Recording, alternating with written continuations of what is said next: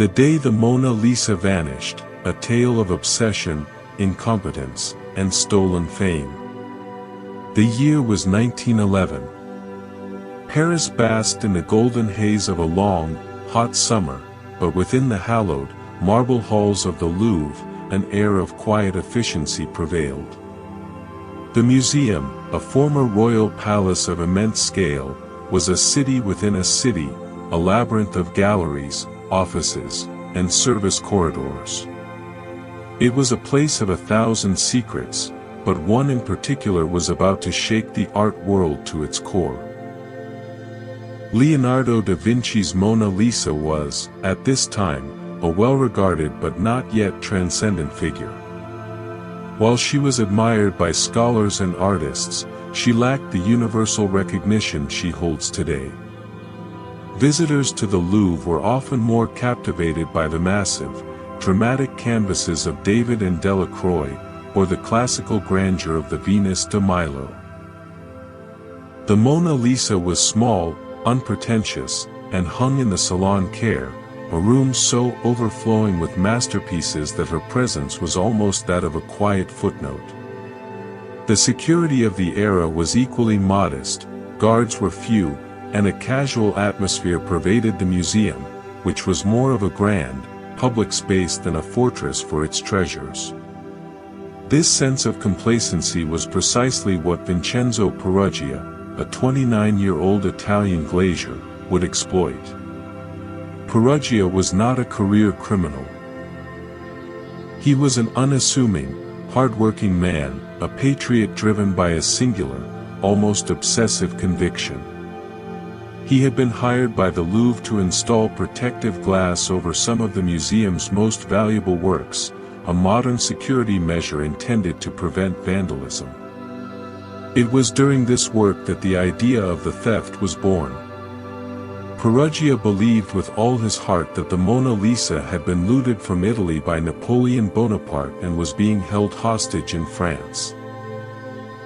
In reality, Leonardo had brought the painting to France himself in the 16th century, selling it to King Francis I. This historical inaccuracy did not deter Peruggia.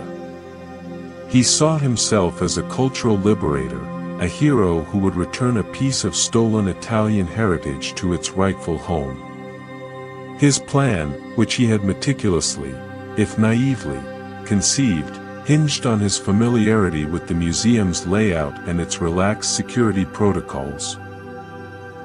On Sunday, August 20, 1911, he arrived at the Louvre for his usual shift. He waited until the final gallery doors were locked and the last guard had made his rounds. Instead of leaving, he slipped into a small, dark supply closet near the Salon Care and waited, huddled in the darkness as the vast museum fell silent around him. He passed the night alone with the ghosts of kings and the echoes of history, waiting for his moment. The sun rose on Monday, August 21st, and the day was still and quiet. Museums were closed on Mondays for cleaning and maintenance, leaving the Louvre's great halls eerily empty.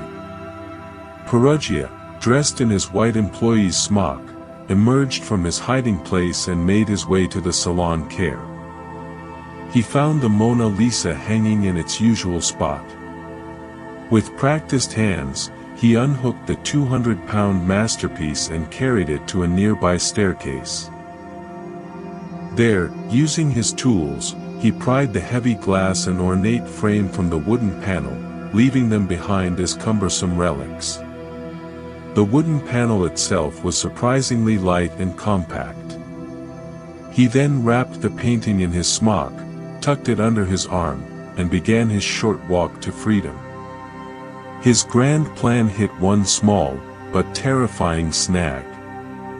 The staff exit door, which he had expected to be unlocked, was not. A watchman, noticing the commotion of the locked door, approached and, recognizing Peruggia as an employee, kindly opened the door for him. The watchman held the door open as Peruggia, his heart pounding in his chest and the world's most valuable painting tucked beneath his arm, walked out into the streets of Paris. He was a glazier leaving for lunch, carrying a painting that no one knew was missing. He hopped a bus, took a taxi, and finally arrived at his small apartment on the Rue de l'Hôpital St. Louis, where he stashed the painting in a false-bottom trunk and went on with his life, a secret guardian of a masterpiece. The theft remained unnoticed for over 24 hours. The discovery on Tuesday morning by a painter, Louis Barraud, sparked a wave of disbelief. Initially, museum staff simply assumed the painting was being photographed, a common practice at the time. When it became clear that the masterpiece was truly gone, a full-scale panic erupted. The Louvre was sealed, its thousands of employees were interrogated, and a frenzied investigation was launched. The media descended on Paris like a plague of locusts, turning the theft into a global sensation. The empty space on the wall of the Salon Care became a destination in itself, with thousands of people queuing just to stare at the blank patch of velvet, a symbol of the city's collective grief and outrage. The police investigation was a spectacular failure. The museum, a vast and chaotic crime scene, was hopelessly contaminated. Fingerprints were found on the painting's protective glass, but despite Peruggia being an employee whose fingerprints were on file, the police failed to connect them. Their search quickly went down bizarre and sensational rabbit holes. The famous French poet Guillaume Apollinaire was arrested on suspicion after a known associate of his, a Belgian rogue named Jerry Pirate, had stolen 2 Iberian sculptures from the Louvre the year before. Pirate had sold the sculptures to a friend of Apollinaire's, none other than Pablo Picasso. Under interrogation, Apollinaire implicated Picasso, who was also brought in for questioning. The public devoured these scandalous headlines, but the police were no closer to finding the Mona Lisa. For 2 years, the most famous painting in the world lay hidden in a trunk in a squalid Parisian apartment. Peruggia lived a life of quiet desperation, the painting his silent confidant and a constant source of both pride and anxiety. He would occasionally open the trunk, take the painting out, and simply look at it, a personal triumph that no one else in the world knew about. During its absence, the Mona Lisa became a celebrity. The mystery of her disappearance captured the imagination of the entire world.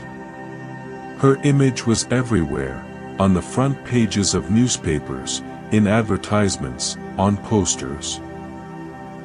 The theft, which was meant to be a simple act of patriotic reclamation, had inadvertently turned the Mona Lisa into a transcendent symbol, a face that everyone on the planet came to recognize.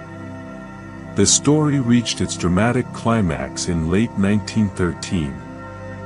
Impatient and financially desperate, Peruggia packed the painting into a small suitcase and took a train to Florence, Italy. He contacted a renowned art dealer named Alfredo Geri, claiming to have the missing masterpiece. Geri, skeptical but intrigued, arranged a meeting. When Peruggia finally revealed the painting, Geri was stunned. He and the director of the Uffizi Gallery, Giovanni Poggi, carefully examined the painting, comparing it to an authentic photograph. The painting was real. As they authenticated the masterpiece, they arranged for its security, and immediately contacted the authorities. Peruggia, believing his act of patriotic heroism was about to be fulfilled, was arrested at his hotel the next day. The news of the recovery sent shockwaves around the world, this time of joy and relief. Italy, which had been swept up in the romantic tale of the simple Italian worker reclaiming a national treasure, celebrated Peruggia as a hero. The Mona Lisa was paraded through the streets of Florence and Rome, greeted by adoring crowds who cheered her homecoming, however brief. She was finally returned to Paris and triumphantly reinstalled in the Louvre in January 1914. Peruggia's trial was swift and surprisingly lenient. He was portrayed not as a dangerous criminal, but as a misguided patriot who had acted out of a genuine, if mistaken, love for his country. The court sentenced him to just over a year in jail, and he served only a few months before being released. He later served in the Italian army during World War I and eventually settled down to open a paint shop. He lived a quiet life, forever known as the man who stole the Mona Lisa. The theft of the Mona Lisa was an act of crime that, in a bizarre twist of fate, secured its eternal legacy. It was a story of a forgotten man, a comically inept police force, and a painting that, through its 2-year disappearance, was elevated from a beautiful work of art into the most famous face in the world. It remains, to this day, the greatest art heist in history, not because of its difficulty or its danger, but because of its sheer, audacious simplicity and the monumental consequences it produced.